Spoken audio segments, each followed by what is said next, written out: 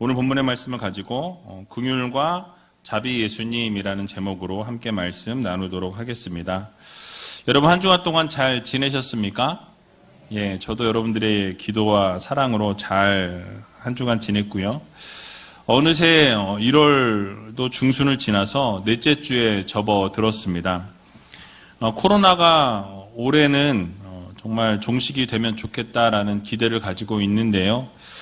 매스컴을 통해서 보셨겠지만 계속해서 늘어나고 있습니다. 7,000명대로 올라섰는데 언제 끝날지 알 수 없지만 결국 하나님께서 하실 일들을 기대하고 또 하나님께서 이 모든 것을 종식시켜 주실 때에 아름다운 날이 속히 올 수 있지 않을까라는 생각이 듭니다. 그래서 올해에는 꼭 좋은 소식이 있을 수 있도록 여러분들 기도해 주시고 소망을 가지고 살아갈 수 있는 믿음의 성도님들이 다 되시기 바랍니다.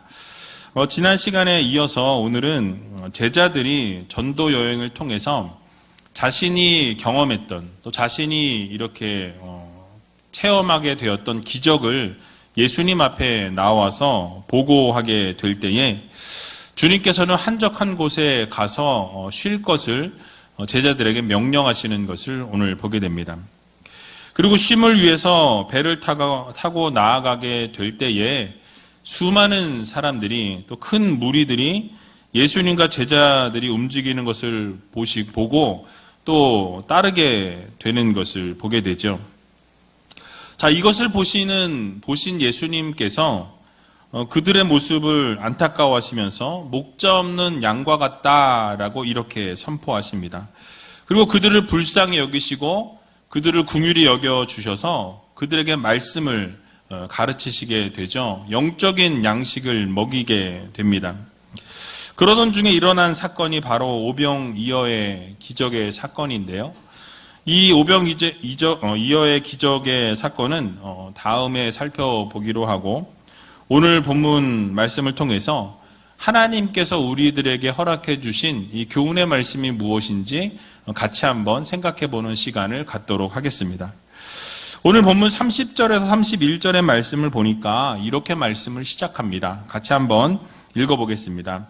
사도들이 예수께 모여 자기들의 행한 것과 가르친 것을 낱낱이 고하니 이르시되 너희는 따로 한적한 곳에 와서 잠깐 쉬어라 하시니 이는 오고 가는 사람이 많아 음식 먹을 겨를도 없음이라. 아멘.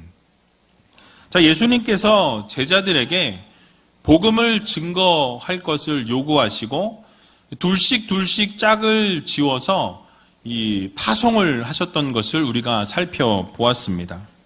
보내시면서 그냥 보내신 것이 아니라 제자들에게 귀신을 쫓아낼 수 있는 권세를 우리 하나님께서 주님께서 허락해 주셨다라고 말씀했었죠.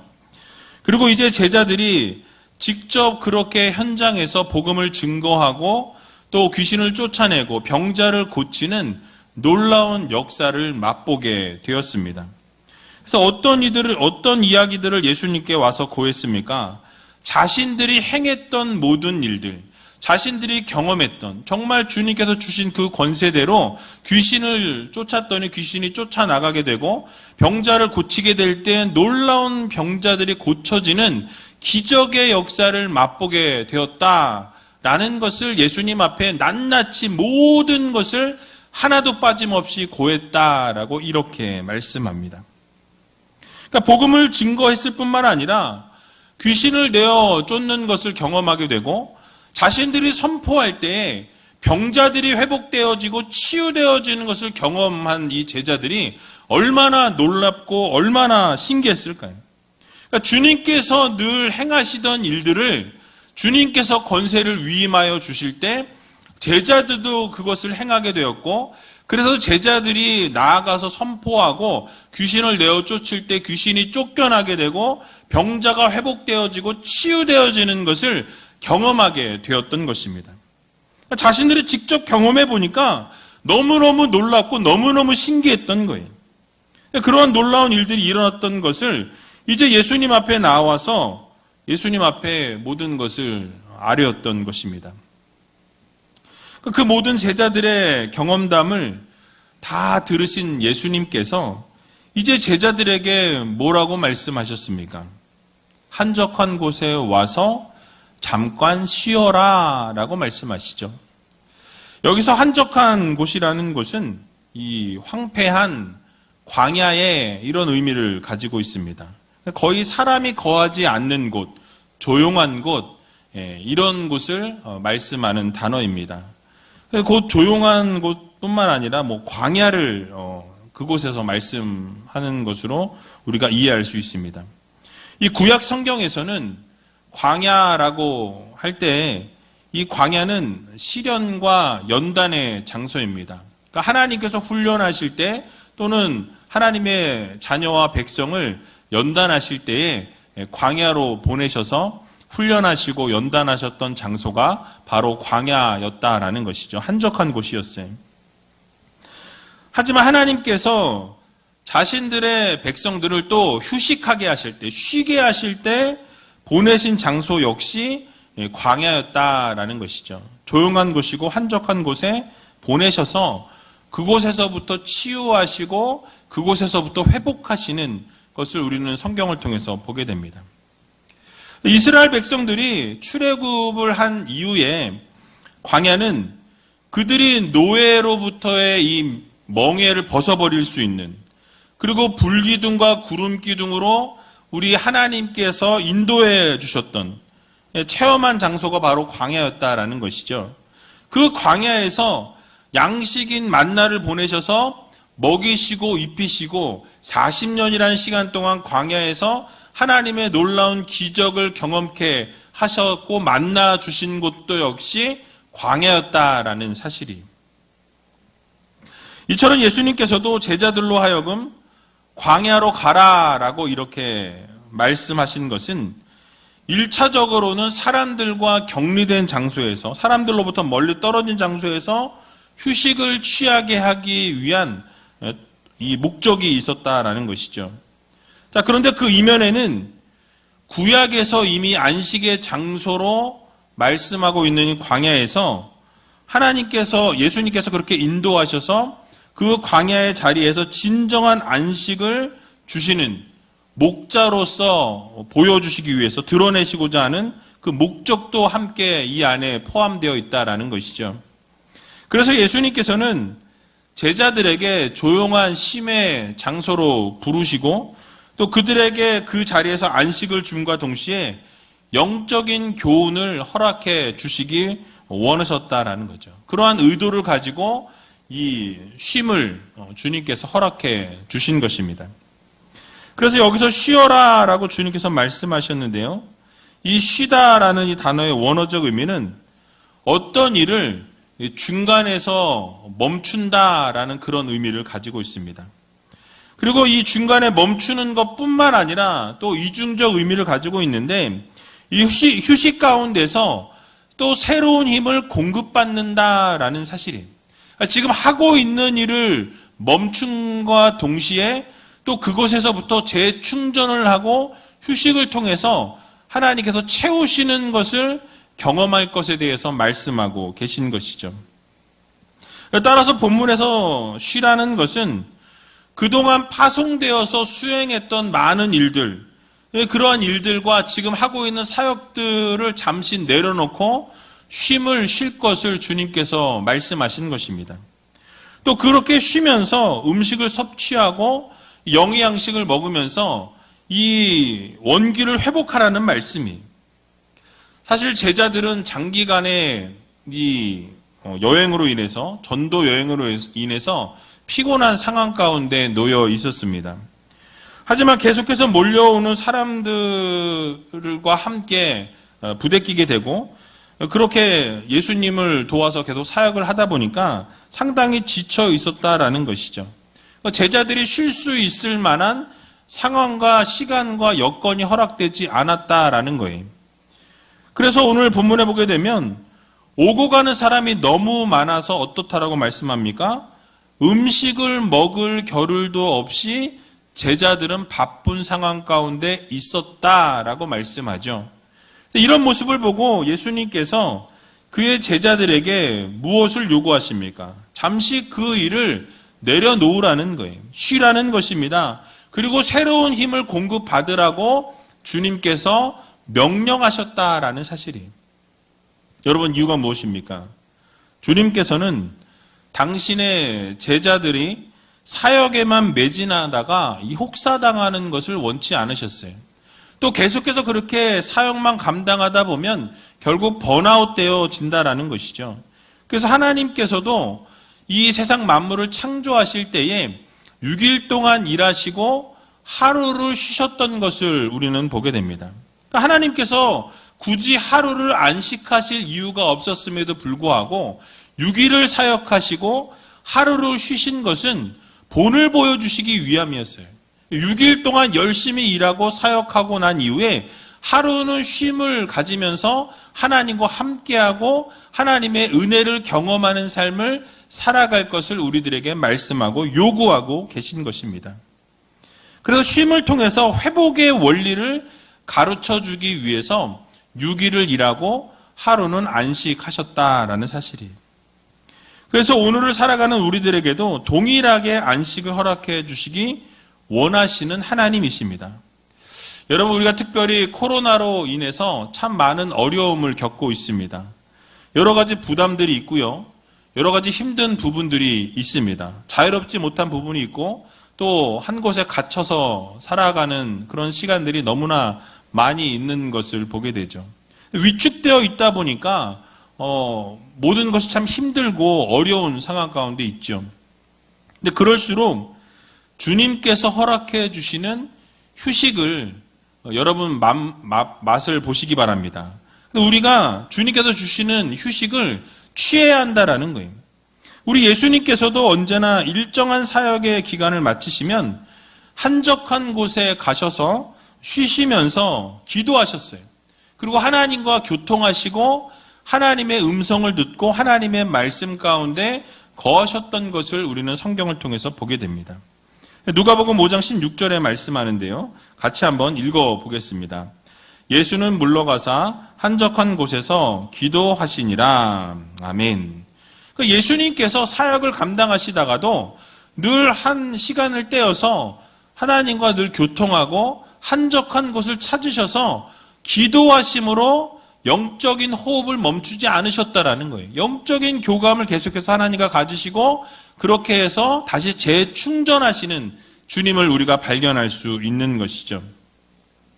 이처럼 우리도 다시 힘있게 사역하고 일하기 위해서는 이 시끄럽고 번잡한 향락적인 장소가 아니라 조용하고 한적한 곳으로 찾아가서 휴식을 취하면서 하나님이 공급해 주시는 새로운 힘과 지혜를 얻을 수 있는 성도들이 되어야 할 것입니다. 그래서 하나님께서 만드신 대자연을 우리가 바라보다 보면 이 자연 속에서 하나님이 우리를 힐링하실 때가 참 많이 있는 것을 보게 되죠. 아름다운 산에서 또는 바다를 바라보면서 해가 지는 모습을 보면서 또는 해가 뜨는 모습을 보면서 어느 자리에 있든지 하나님께서 만드신 자연을 볼 때 하나님께서 그것을 통해서 우리를 치유하시는 것을 또 보게 되는 것이죠. 그래서 번잡한 곳을 떠나서 이제는 조용한 곳에서 자연을 통해 하나님 말씀하시는 것을 듣고 또 하나님과 영적인 교제와 기도와 말씀을 통해서 하나님과 나만의 시간을 가질 필요가 있다라는 것이죠. 그래서 기도함으로 대화하고 말씀에 집중하면서 이 영육 간의 새로운 힘과 지혜를 하나님으로부터 공급받는 이 휴식의 시간들을 우리가 가질 필요가 있다는 거예요. 다시 새롭게 사역을 감당할 수 있는 그 시간들을 통해서 힘을 얻게 되는 거예요. 주님께서 치유하시고 말씀하시고 회복시켜 주실 때 그 쉼을 통해서 우리는 다시 한번 회복하고 재충전하고 다시 한번 달려갈 수 있는 힘을 얻게 되는 것입니다. 그러므로 사랑하는 우리지엘교 성도 여러분, 바쁘고 복잡한 현실 속에서 우리가 살아가면서 이 바쁨의 시간들로 우리가 꽉 채우고 살아가는 우리가 아니라 때로는 그것을 잠시 멈추고 그 모든 것을 잠깐 내려놓고 조용한 곳을 찾아서 쉼을 얻고 그 쉼을 누리면서 하나님께서 우리들에게 공급해 주시는 그 쉼과 그 회복을 경험하시고 날마다 하나님께서 채우시는 놀라운 은혜를 체험할 수 있는 귀한 우이 제일교회 모든 성도님들이 다 되시길 주님의 이름으로 간절히 축원합니다. 자, 이제 예수님께서 제자들에게 쉼을 말씀하시면서 한적한 곳으로 가실 때에 이 사람들이 예수님과 제자들이 움직여 가는 것을 보면서 큰 무리들이 또 따르게 되는 것을 보게 되죠. 자, 그러자 예수님께서는 그 따르는 무리들을 향해서 목자 없는 양 같다라고 이야기하시면서 그들을 불쌍히 여기셨다라고 말씀하고 있습니다. 오늘 본문 32절에서 34절에 나와 있는데요. 같이 한번 읽어보도록 하겠습니다. 이에 배를 타고 따로 한적한 곳에 갈새 그 가는 것을 보고 많은 사람이 저희인 줄 안지라. 모든 고을로부터 도보로 그곳에 달려와 저희보다 먼저 갔더라. 예수께서 나오사 큰 무리를 보시고 그 목자 없는 양 같음을 인하여 불쌍히 여기사 이에 여러 가지로 가르치시더라. 아멘. 수많은 사람들이 예수님과 제자들 앞에 나오게 될 때에 예수님께서는 사실 그들로부터 이제 떠나서 배를 타고 한적한 곳을 향해 나아가셨다라고 말씀합니다. 자, 그런데 재미있는 것은 이 예수님과 제자들이 갈 목적지를 어떻게 알고 있었는지 많은 사람들이 이 육로를 통해서 도보로 빨리 그곳에 먼저 도착해 있었다라고 이렇게 말씀하죠. 즉, 큰 무리들이 육로를 이용했음에도 불구하고 배를 타고 움직인 예수님과 제자들보다 더 일찍 도착하는 이 열심을 보여주고 있습니다. 자, 이것은 곧 그들이 영적 양식에 굶주려 있다라는 반증이, 그러니까 예수님으로부터 영적인 것을 채우기를 원한다라는 이 메시지를 던지고 있는 것입니다. 그래서 주님이 가실 곳에 먼저 가서 그들이 도보로 뛰어가서 그곳에서 기다리고 있었다라는 사실이죠. 자, 그때 예수님께서 그들의 모습을 보시면서 뭐라고 말씀하십니까?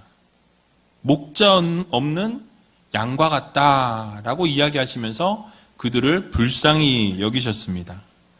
자, 이것은 예수님께서 당신을 찾아온 많은 무리들을 향해서 어떻게 그들을 대하셨는지에 대한 부분이 기록되고 있는 것이죠. 자, 우리 예수님께서는 사람들을 대할 때에 긍휼의 마음을 가지고 항상 그들을 불쌍히 여기시고자 하는 마음을 가지셨던 것을 우리는 보게 됩니다. 그래서 도움이 필요한 자들이 있을 때마다 그들을 외면치 않으셨어요. 그들이 도움이 필요할 때마다 예수님께서는 언제나 도와주시고자 하는 그 마음으로, 또 그들의 필요를 채워주시고자 하는 그런 마음으로 항상 사람들을 대하셨던 것을 보게 됩니다. 오늘 본문에서도 주님의 긍휼은 지속적으로 이루어지고 있는 것을 보게 되는 것이죠. 먼저 주님께서 제자들에게 한적한 곳에 가서 쉬라라고 말씀하셨습니다. 그러니까 식사할 겨를도 없는 제자들을 위한 배려였어요. 그래서 그들이 휴식할 수 있도록, 쉼을 가질 수 있도록 배려해 주셨던 것이죠. 하지만 백성들은 어떠했습니까? 이런 주님과 제자들의 형편이나 상황은 전혀 고려하지 않은 채 한적한 곳에 가서 쉬려고 하는 이 주님과 이 제자들을 향해서 어떻게 했습니까? 그 한적한 빈 들까지 수많은 큰 무리들이 쫓아왔다라는 거예요. 여러분, 만약에 이와 똑같은 상황이 여러분 앞에 펼쳐졌다면 여러분들은 어쩌시겠습니까? 여러분들을 찾아온 그 큰 무리들을 향해서 어떤 반응을 보여주시겠냐라는 거예요. 여러분, 짜증을 내지 않으시겠습니까? 너무나 오래간만에 정말 밥을 먹을 겨를도 없던 바쁜 상황 가운데서 주님의 배려로 이제 좀 쉼을 얻기 위해서 조용한 곳을 찾아서 쉼을 가지려고 하는 그 순간에 또 큰 무리들이 다 와서 또 일을 하게 생겼다라는 거예요. 자신의 휴식을 갖게 되었는데, 너무나 오랜만에 쉼을 갖게 되었는데 그 휴식 시간을 침범당했다라는 사실이.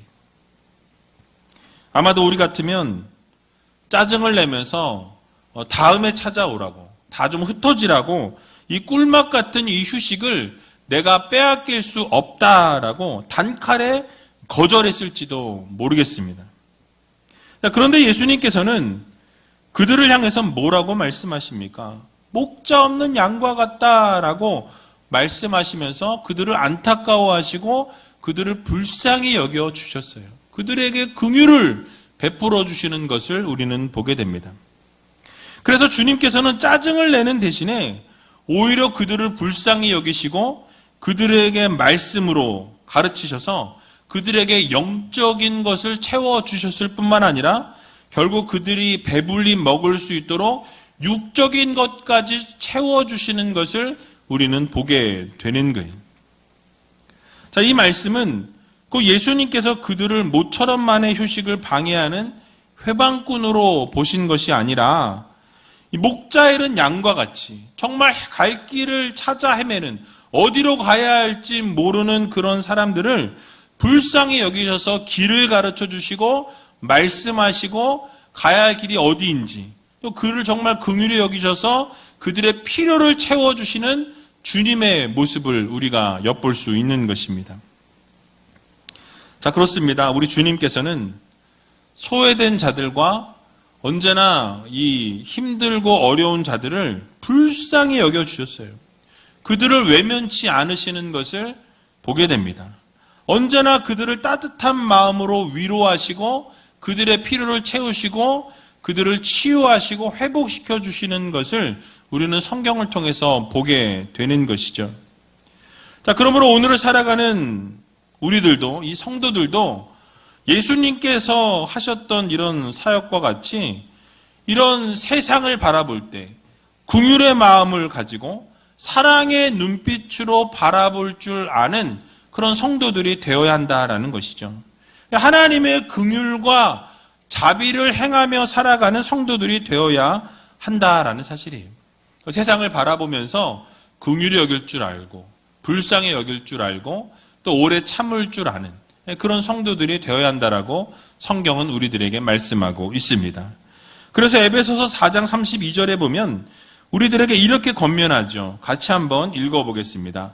서로 인자하게 하며 불쌍히 여기며 서로 용서하기를 하나님이 그리스도 안에서 너희를 용서하심 같이 하라. 아멘.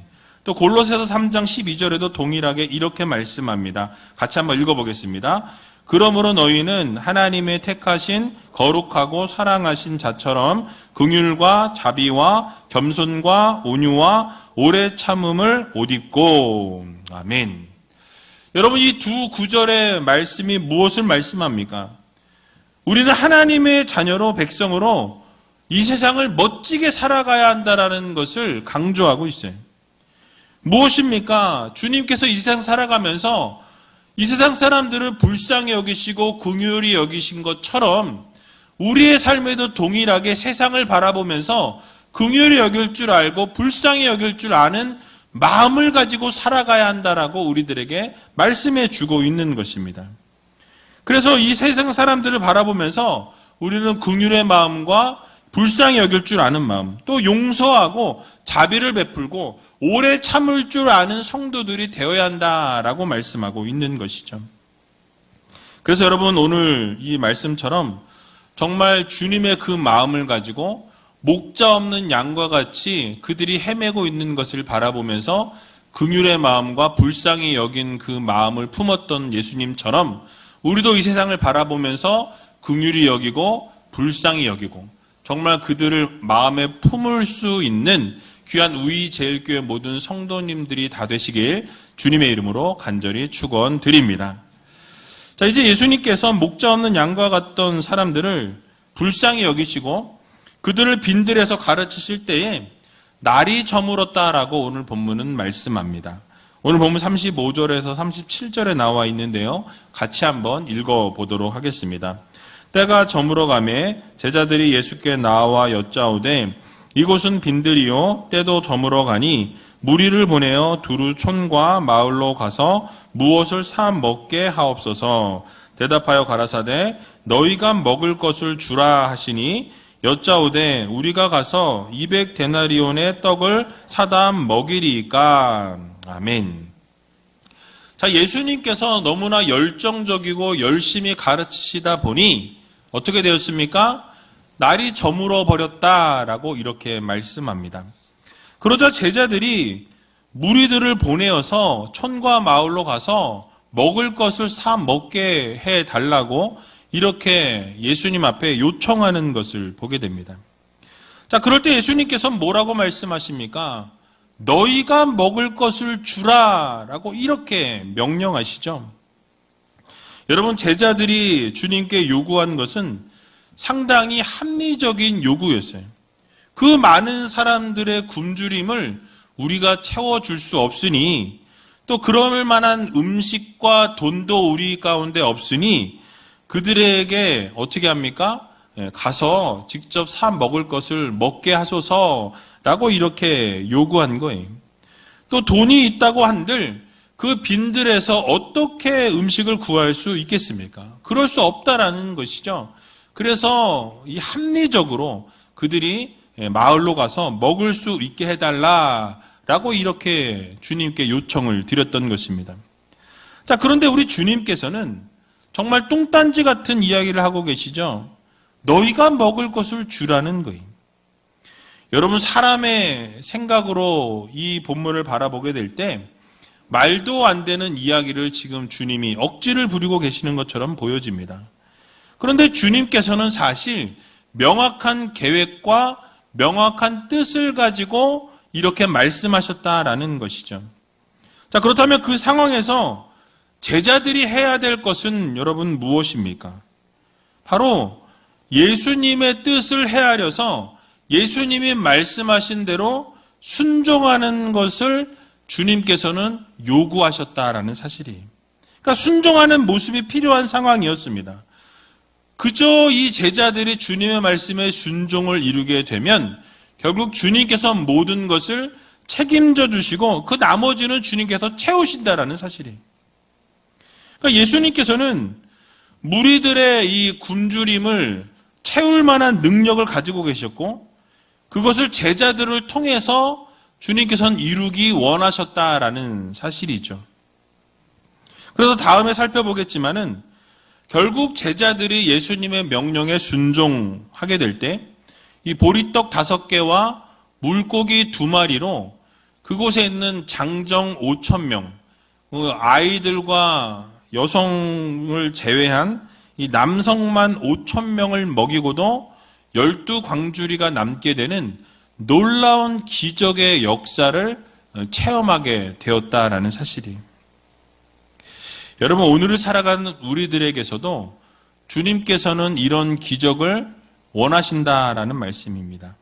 그러니까 인간적인 생각을 가지고 우리가 그 상황을 바라보고 판단할 것이 아니라 하나님께서 이루실 것을 믿고 우리 주님께서 하시면 된다라는 것을 믿고 전적으로 의지하고 바라보고 나아가기를 원하신다라는 말씀이죠.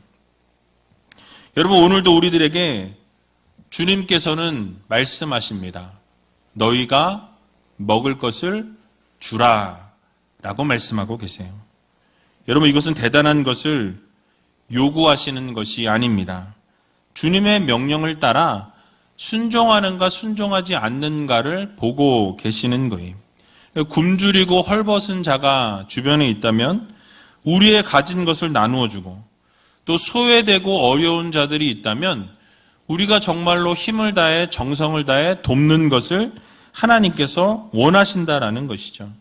그렇게 될 때 하나님께서는 더욱 놀라운 것으로 채우시고 갚아주신다라는 것을 여러분들 모두 기억하시고 정말 주님의 말씀 그대로 우리가 순종하게 되면 하나님께서 기적을 베풀어 주신다라는 이 사실을 여러분들 모두 믿으시기 바랍니다.